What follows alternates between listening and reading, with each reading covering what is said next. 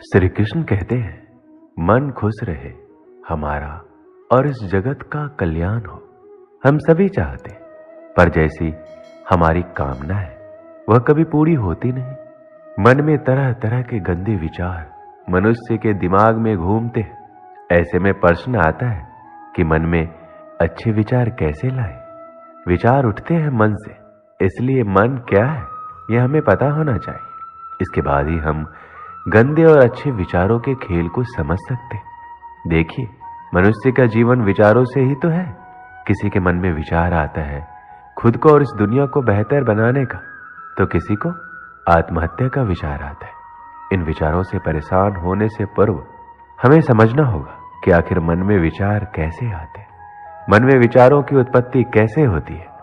मनुष्य को अपनी स्थिति के अनुरूप ही विचार आते हैं। मनुष्य की हालत यदि मजबूरी की है तो उसके कर्म भी मजबूरी में होंगे। यदि हालात बुरे हैं तो विचार भी बुरे ही आते हैं। इसलिए विचारों का आना आपके हालातों पर निर्भर करता है। सोचिए, आज परीक्षा है और आपने पूरी तैयारी कर ली है, तो क्या आपके मन में फेल होने के विचार आएंगे? बिल्कुल नहीं। लेकिन परीक्षा आज है और साल भर आपने सिर्फ मस्ती किया है, तो निश्चित है कि दिमाग में विचार भी फेल होने के ही घूमेंगे। तो अधिकांश मामलों में ये उसका खुद का चुनाव होता है। आप परीक्षा के लिए पढ़ाई करें या ना करें, यह आपका चुनाव है। इसलिए अगर आपका चुनाव ही गलत है तो फिर विचार गलत ही होंगे। इसलिए देखा होगा, प्रायः लोग जिस काम में लगे रहते उस काम में भी बुरे विचार उनके दिमाग में छाए रहते। और इसका यह अर्थ कतई नहीं कि मनुष्य के विचारों का आना गलत है। मन में अच्छे विचारों का आना कोई अकस्मात स्थिति नहीं होती। कभी ऐसा नहीं होगा कि आप सुबह उठें और आपके मन में खुद को बदलने का विचार आ जाए और आपकी सभी गंदी आदतें छूट जाए और आप अपने सभी दुखों से आजादी पालें। ऐसा नहीं होगा। मन में अच्छी सोच लाना इतना भी मुश्किल नहीं है।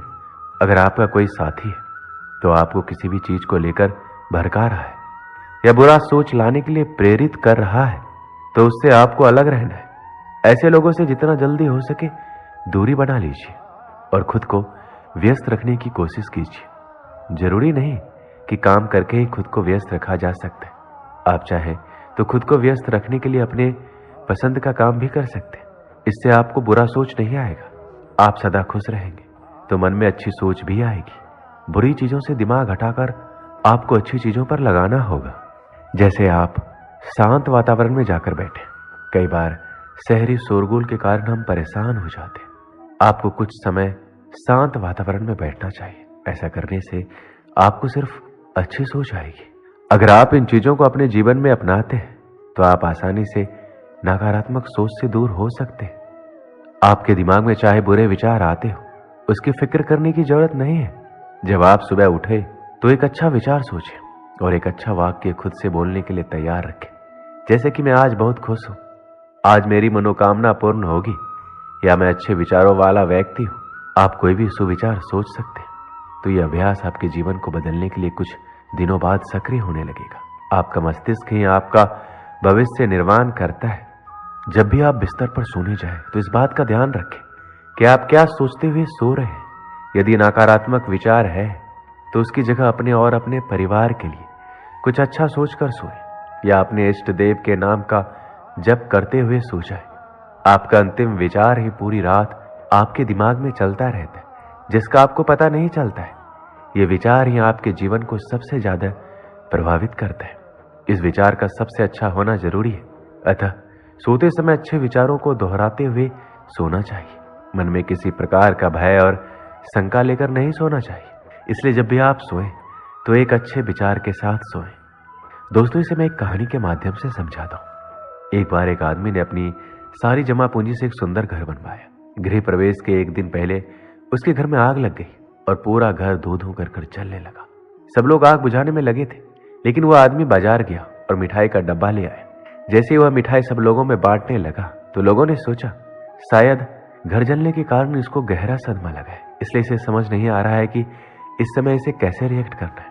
फिर किसी ने पूछ लिया, भाई तेरा घर जल गया है, तू लड्डू बांट रहा है? और वो उत्तर सुनकर प्रश्न पूछने वाला निस्तब्ध हो गया।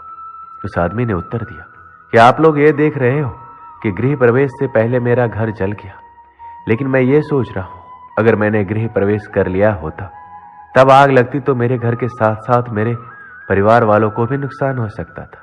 इसलिए मैं ईश्वर का धन्यवाद कर रहा हूं कि आपने मेरे परिवार को बचा लिया।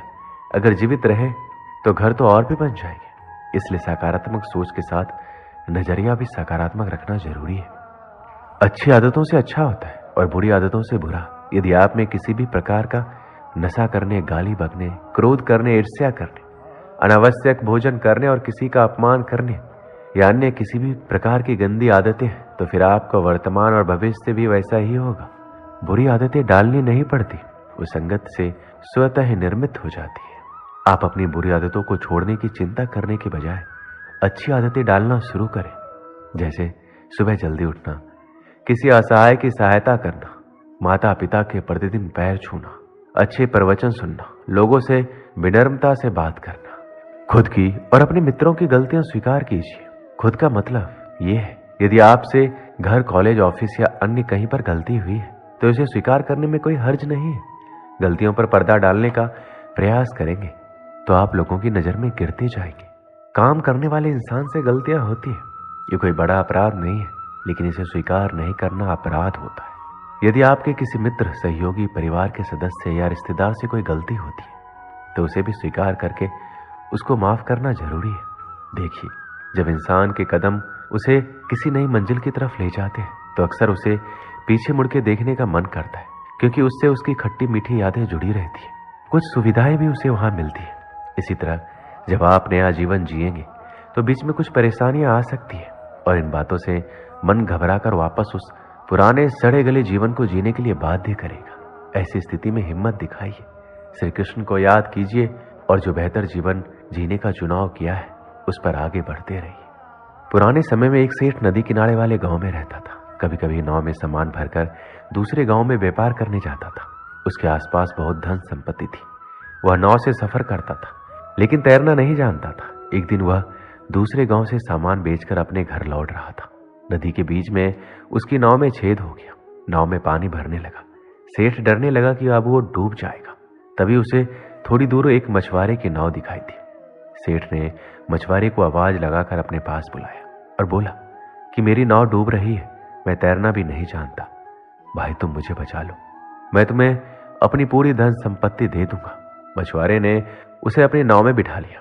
मछुआरे की नाव में बैठने के बाद सेठ की हालत थोड़ी सामान्य हुई। अब सेठ कुछ सोचने लगा। वह मछुआरे से बोला, भाई अगर मैं तुम्हें मेरी पूरी संपत्ति दे दूंगा तो मैं अपने घर परिवार का पालन कैसे करूंगा? मैं तुम्हें पूरी नहीं आधी संपत्ति दूंगा। मछुआरा चुपचाप नाव का चप्पू चला रहा था। सेठ फिर सोचने लगा। कुछ देर बाद उसने मछुआरे से कहा, भाई मेरी संपत्ति में मेरे बच्चों का भी अधिकार है, मैं तुम्हें आधा नहीं 1/4 संपत्ति दूंगा। मछुआरे ने कुछ नहीं कहा। कुछ ही देर में नाव किनारे पहुंच गई। अब सेठ की सोच पूरी तरह बदल चुकी थी। वह सुरक्षित किनारे पर आ गया था। सेठ ने सोचा, इसने मेरी जान बचा के कोई बड़ा काम नहीं किया, यह तो इसका धर्म था। यह सोचकर सेठ ने मछुआरे को सोने का एक सिक्का देना चाहा, लेकिन मछुआरे ने यह लेने से मना कर दिया। सेठ ने वह सिक्का भी अपने पास रख लिया और वहां से चला गया। दोस्तों, इस कहानी से हमें क्या सीख मिलती है कि हमारे मन में अच्छे काम के लिए विचार बहुत कम आते हैं, और जब भी कोई ऐसा पुण्य कर्म का विचार आए तो वह काम तुरंत कर देना चाहिए। समय के आगे बढ़ने के साथ साथ हमारे विचार भी बदल जाते हैं। दोस्तों, इस वीडियो में बस इतना ही। मिलते हैं अगले वीडियो में। अपना ख्याल रखिएगा। जय श्री कृष्ण।